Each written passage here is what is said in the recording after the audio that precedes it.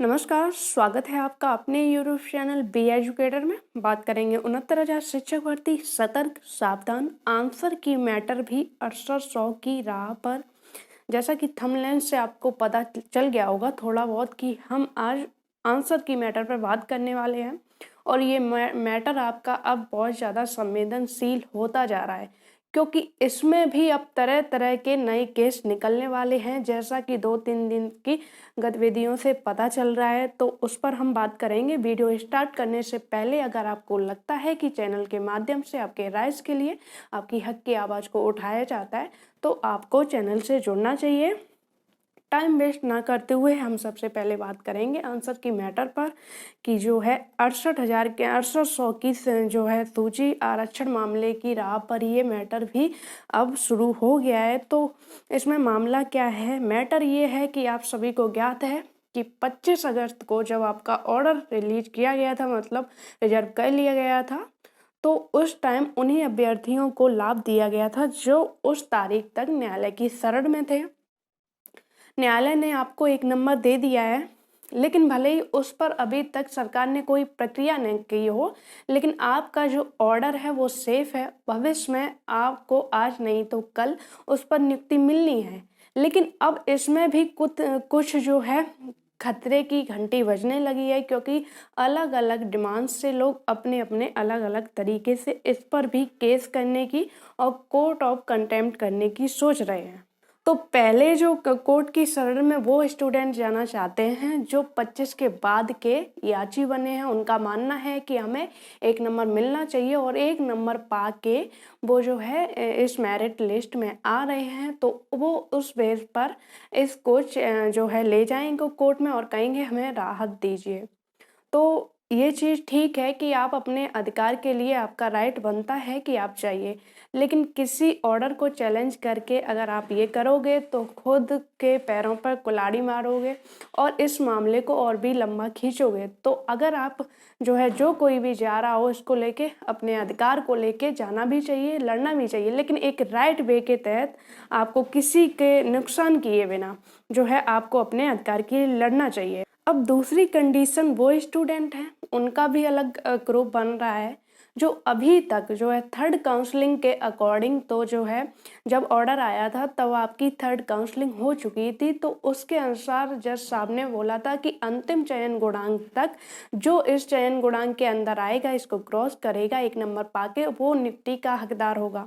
अब क्या हुआ, जब 6800 की सूची जारी हुई तो ओबीसी वाली जो ओबीसी एससी कैटेगरी के जो रिजर्व कैटेगरी के कैंडिडेट हैं, उनकी जो है मेरिट कम हुई, तो अब वो भी आ रहे हैं इस लाइन में क्रॉस करने के लिए। हालांकि अभी तक जो है इन लोगों को नियुक्ति नहीं मिली गई है, तो अभी तक जब तक नियुक्ति नहीं मिल जाती है तब तक तो इसका गुणांक जो है वो जोड़ा जाएगा थर्ड लिस्ट के अकॉर्डिंग।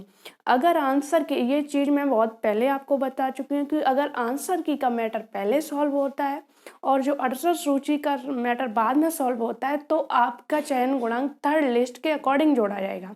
अगर 6800 का पहले होता है, यानी कि 6800 सूची की जो प्रक्रिया है वो पहले हो जाती है, वो पहले चयन पा लेते हैं, तो आपका गुणांक जो है जोड़ा जाएगा 6800 की जो ओबीसी एससी की कैंडिडेट की जो गुणांक होगा उससे। उसमें भी एक पॉइंट ये फंस रहा है कि ओबीसी एससी की तो मेरिट जो है डाउन हो जाएगी, लेकिन जनरल की जो है कुछ मेरिट बढ़ जाएगी अगर इन अभ्यर्थियों को जो हटाया गया। अगर हटाया नहीं गया तो फिर कोई बात ही नहीं है, उतनी ही मानी जाएगी, क्योंकि ओबीसी एससी की कम हो जाएगी, और अगर हटाया गया तो ये मेरिट बढ़ने के आसार हैं। तो दूसरी बात, यहाँ पर भी कंडीशन लग चुकी है कि इससे कुछ अभ्यर्थी ओबीसी वाले और रिजर्व कैटेगरी वाले हैं वो तो अंदर जा सकते हैं, लेकिन अगर कहीं कुछ गड़बड़ हुआ, अगर 6800 की सूची को हटाया गया, वैसे तो अभी ऐसा कुछ नहीं है, क्योंकि एक बार नियुक्ति मिल जाती है तो उसको हटाना थोड़ा इतना आसान नहीं होता है। सरकार बीच का रास्ता निकालेगी, अंतरिम आदेश पर इन अभ्यर्थियों को नियुक्ति देगी, जैसा कि जानकारी है।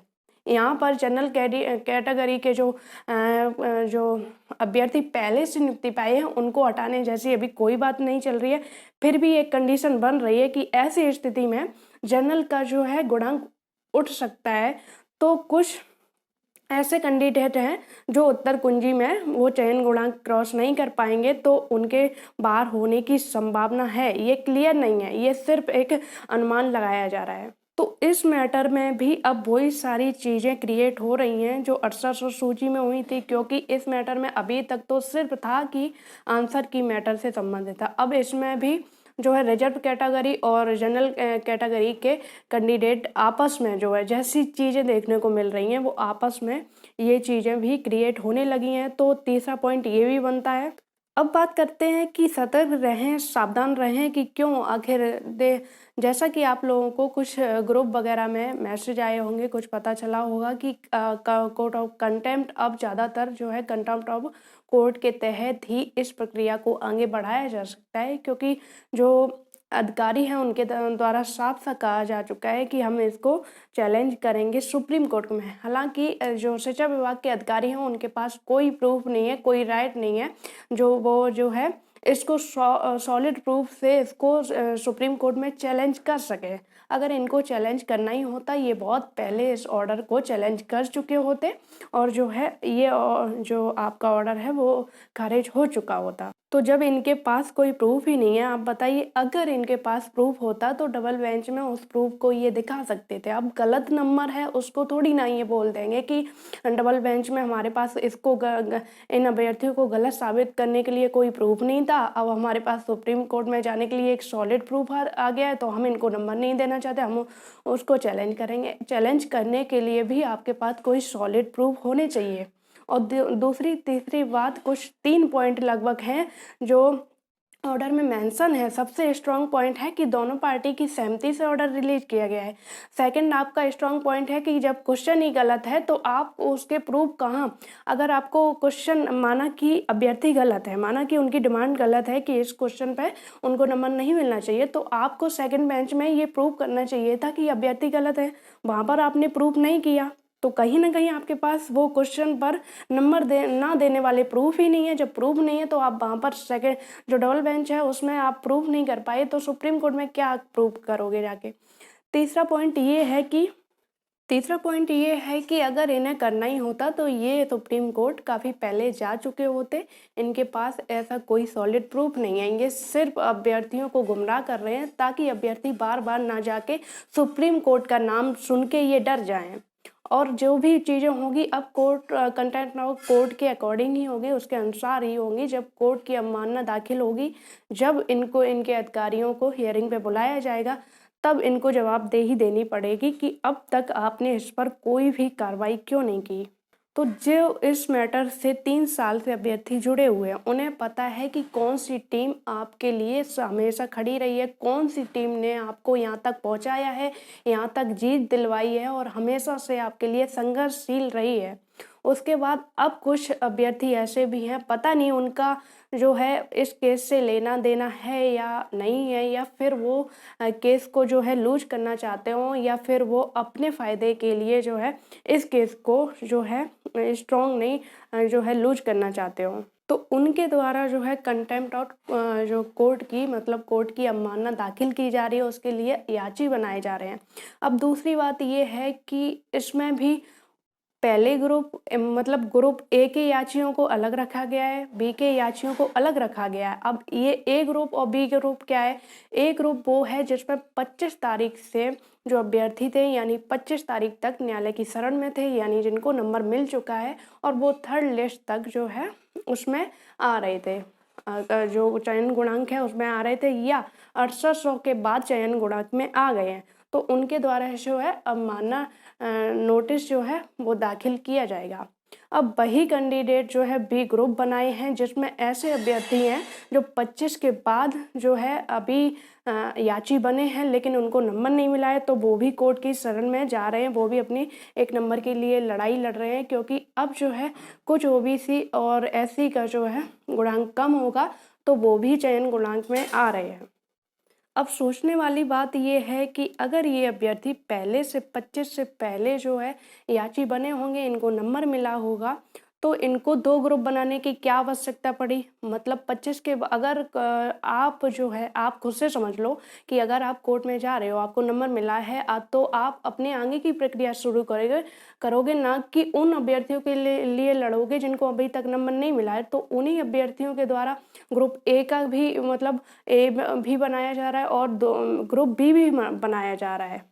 इधर वो कोर्ट ऑफ कंटेम्प्ट भी कर रहे हैं, उधर वो 25 के बाद के लिए भी लड़ रहे हैं। तो कहीं न कहीं ये चीज़ सोचने वाली है कि जब कोर्ट ऑफ कंटेम्प्ट के लिए लड़ रहे हैं तो उन्हें 25 के बाद बालों के लिए लड़ने की क्या आवश्यकता है, और जब वो जो है 25 के बाद के बालों के लिए लड़ रहे हैं तो उन्हें कोर्ट ऑफ कंटेम्प्ट की अभी तो जो है लड़ने की क्या ज़रूरत है। अब पॉइंट यहाँ ये बनता है कि अगर आप 25 के बाद के कैंडिडेट हो, यानी कि 25 के बाद वालों को तो अभी अपने 1 नंबर के लिए लड़ाई लड़नी है, अभी तो कोर्ट ऑफ कंटेम्प्ट कर ही नहीं सकते, फिर भी वो कोर्ट ऑफ कंटेम्प्ट के नाम पर याची बना रहे हैं। तो ये कहीं न कहीं गलत है कि वो आपको कोर्ट ऑफ कंटेम्प्ट के नाम पर याची बनाएँगे और आपका पैसा जो है 25 के बाद वाली याचिकाओं के लिए लगाएँगे, जो कि अभी तक 25 के बाद वाली याचिकाओं पर नंबर नहीं दिया गया है। यानी वो याचिकाएँ जो सुप्रीम कोर्ट से रिवर्स कर दी गई थी कि आप जिस बेंच से आए हो उसी बेंच में जाइए, अगर वहाँ पर जस्टिस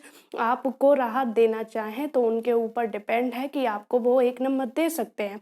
अब वही कैंडिडेट 25 के बाद के लिए लड़ रहा है और वही कैंडिडेट जो है आपको कोर्ट ऑफ कंटेम्प्ट के लिए याची बना रहा है। तो आप खुद सोचिए कि कहीं न कहीं आपको गुमराह किया जा रहा है। दूसरी बात, अगर वो गुमराह नहीं कर रहे हैं तो सबसे पहली बात कि आपको रिसीविंग जो है माँगनी पड़ेगी। अगर आप कहीं भी याची बनते हो तो सबसे पहले आप रिसीविंग माँगिए कि अगर उन्हें नंबर मिला होगा तो उन्होंने प्रत्यावेदन दिया होगा, तो प्रत्यावेदन के अकॉर्डिंग ही तो कोर्ट ऑफ कंटेम्प्ट हो पाएगा। यानी कि अगर वो कोर्ट ऑफ कंटेम्प्ट करेंगे यानी कि वो पास होंगे तो उन्होंने प्रत्यावेदन दिया होगा, तभी वो आप जो है आपके कोर्ट ऑफ कंटेम्प्ट के लिए ही आपका पैसा ले रहे हैं और उसी के लिए आपका पैसा लगाएंगे। अन्यथा की स्थिति में अगर उन्होंने पीएनपी पे कोर्ट ऑफ जो प्रत्यावेदन है वो नहीं दिया होगा, रिसीविंग नहीं दी होगी, तो फिर अब मानना नोटिस वो दाखिल ही नहीं कर सकते। जब दाखिल नहीं कर सकते तो वो जो है याची किस बेस पर बना रहे हैं। और आप सभी को अच्छे से ज्ञात है कि 2 ही टीमें हैं जो आपकी शुरू से संघर्षशील रही हैं, एक इलाहाबाद टीम, एक लखनऊ टीम। इनके बाद की अगर कोई याची बना रहा है तो सबसे पहले उससे प्रूफ मांगिए, क्योंकि आपका पैसा है। फिर बाद में ये हो कि आपका पैसा आपकी ही नौकरी के अगेंस्ट यूज किया जाए, उससे ज़्यादा दुखदायी कुछ नहीं होगा। तो आप किसी से भी भले ही अच्छी बात है, शायद नहीं मुझे जानकारी हो सकती है या फिर आपको भी, या फिर हो सकता है मैं गलत हूँ, लेकिन आप कहीं भी याची बन रहे हो, कहीं भी पैसा दे रहे हो, तो आपको चाहिए कि आप पहले रिसीविंग मांग लीजिए कि आप किस बेस पर जो है कोर्ट ऑफ कंटेम्प्ट करोगे, क्योंकि आप जो पैसा ले रहे हो वो कोर्ट ऑफ कंटेम्प्ट के लिए ले रहे हो। तो आपको प्रूफ चाहिए कि भाई एक रिसीविंग दिखा दीजिए कि हम इस बेस पर कोर्ट ऑफ कंटेम्प्ट करेंगे। आपने प्रत्यावेदन की रिसीविंग ली होगी तो उसका जो है प्रारूप दिखा दीजिए, बस सिंपल सी बात है। फिर आप कोर्ट ऑफ कंटेम्प्ट 1 करिए, 2 करिए, ये तो अच्छी बात है, ये तो बहुत अच्छी बात है कि आप कोर्ट की शरण में ले रहे हो और अधिकारियों से अपना हक छीन रहे हो। तो सभी अभ्यर्थियों को यहाँ सतर्क और सावधान रहने की आवश्यकता है, क्योंकि ये टाइम जो है बहुत ज़्यादा क्रिटिकल है और जितने भी इस मैटर में देर होती जाएगी उतने ज़्यादा उतना ज़्यादा मामले जो है बढ़ते जाएंगे। तो आप लोग अपने बड़े और मजबूती जो है आपके पैसे से ही मिलेगी। जब ये लोग याची बनाएंगे तो एक अच्छा वकील जो है वकील स्टैंड करेंगे तो फिर वो मामला और भी ज़्यादा लंबा पड़ेगा। तो किसी को भी पैसा देने से पहले आप जो है उन पर पूरी तरह से जो है एक रिसीविंग जो है वो पूछिए और उनका जो गुणांक वगैरह वो भी क्लियर कर लीजिए कि वो वाकई में इस मैटर से संबंधित हैं, वो वाकई में इसमें चयन गुणांक में आ भी रहे हैं या फिर जो है आपका मैटर उलझाने के लिए ये सब कर रहे हैं। क्योंकि ये लड़ाई जो है आप लोगों ने 3-4 साल से लगातार जारी की है और आप जीते भी हो। अब इस मुकाम पर आके अगर कोई इस केस को ख़राब करता है, इस केस में आपके विरुद्ध जाता है, तो कहीं न कहीं ये गलत है। तो उससे सावधान करना जो है मेरी रिस्पॉन्सिबिलिटी है, वो मैसेज मैंने आपको बताया है। तो उम्मीद है वीडियो में दी गई जानकारी से आप संतुष्ट होंगे। जुड़े रहिए चैनल से, जैसी कि भी कोई अपडेट आएगी आपको चैनल के माध्यम से बताई जाएगी। धन्यवाद।